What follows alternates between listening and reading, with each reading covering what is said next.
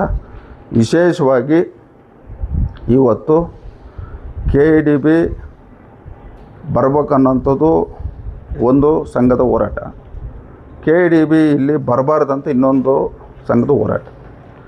ಇವತ್ತು ನಾವು ಹೋರಾಟಗಳು ಮಾಡಬೇಕಾದ್ರೆ ಡಾಕ್ಟರ್ ಬಾಬಾ ಸಾಹೇಬ್ ಅಂಬೇಡ್ಕರ್ ಅವರು ಸಂವಿಧಾನದಲ್ಲಿ ಕೊಟ್ಟಂಥ ಸಂದರ್ಭದಲ್ಲಿ ಅವ್ರು ಹೇಳಿದ್ದಾರೆ, ಇವತ್ತು ನಾವು ಹೋರಾಟಗಳು ಇವತ್ತು ಈ ಪ್ರಜಾಪ್ರಭುತ್ವ ಪ್ರತಿಯೊಬ್ಬರಿಗೂ ಹೋರಾಟ ಮಾಡ್ತಕ್ಕಂಥ ಹಕ್ಕಿರ್ತದೆ. ಆ ಹೋರಾಟಗಳನ್ನ ಸಂವಿಧಾನ ಅಡಿಯಲ್ಲಿ ಹೋರಾಟ ಮಾಡಬೇಕು.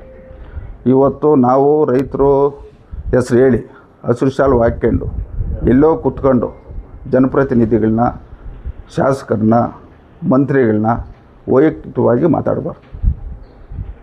ಇವು ಎಲ್ಲ ನಮ್ಮ ಗಮನದಲ್ಲಿ ಐತೆ. ಯಾರ್ಯಾರ ಸಂದರ್ಭದಲ್ಲಿ ಎಲ್ಲೆಲ್ಲಿ ಮಾತಾಡೋರು ಇವಕ್ಕೆಲ್ಲ ಕಡಿವಾಣ ಹಾಕ್ಬೇಕು.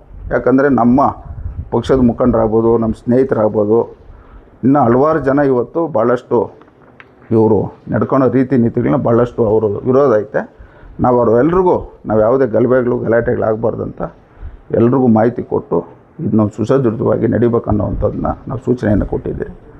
ನೀವು ಹೋರಾಟ ಮಾಡಿರಿ, ನಮ್ದು ಯಾವುದೂ ತಕರಾರಿಲ್ಲ. ಆದರೆ ಹೋರಾಟ ಮಾಡಬೇಕಾದ್ರೆ ವೈಯಕ್ತಿಕವಾಗಿ ಮಾತಾಡೋಂಥದ್ದು ಬಿಡ್ಬೇಕು. ಇದು ಯಾರು ಮಾತಾಡ್ತಾರೋ ಅವ್ರನ್ನ ಅರ್ಥ ಮಾಡಿಕೊಂಡು.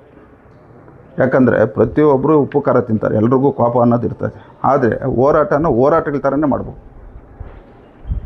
ಹೋರಾಟ ಹೆಸರುಗಳು ಹೇಳ್ಕೊಂಡು ಹೆಗಲ ಮೇಲೆ ಹಸಿರು ಶಾಲು ಹಾಕ್ಕೊಂಡು ಮನೆಗಳವ್ರನ್ನವ್ರನ್ನ ಇನ್ನೊಬ್ಬರನ್ನ ಮತ್ತೊಬ್ಬರನ್ನ ಕೇಳಿದಾಗ ಅದನ್ನ ಯಾರು ನೋಡ್ಕೊಂಡು ಕುತ್ಕೊಳ್ಳೋಕ್ಕಾಗಲ್ಲ.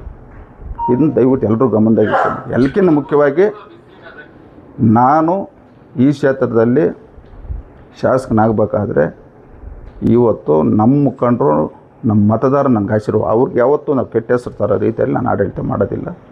ನಾನು ರಾಜಕಾರಣದಲ್ಲಿ ಅಧಿಕಾರ ಕಾಸೆಪಟ್ಟಾಗ್ಬೋದು, ದುಡ್ಡು ಕಾಸೆಪಟ್ಟಾಗ್ಬೋದು, ನಾನು ರಾಜಕಾರಣಕ್ಕೆ ಬಂದಿರೋ ನಾನು. ಇವತ್ತು ಕೆಲವರೆಲ್ಲ ಮಾತಾಡಿದ್ದಾರೆ, ಇದೆಲ್ಲ ಭಾಳಷ್ಟು ನೋವಾಗ್ತದೆ ನಮಗೆ. ಈಗ ನಾವು ಮಾತಾಡ್ಬೇಕಾದ್ರೆ ನಮ್ಮ ಮುಖಂಡರು, ನಮ್ಮ ಸ್ನೇಹಿತರು ಅವರೇ, ನಾವು ಎಷ್ಟು ಬೇಕಾದ್ರೂ ಮಾತಾಡ್ತೀವಿ. ಆದರೆ ಕೆಲವರು ವೈಯಕ್ತಿಕವಾಗಿ ಮಾತಾಡ್ತಾಯಿದ್ದಾರೆ. ಇದು ನಿಲ್ಲಿಸ್ಬೇಕು.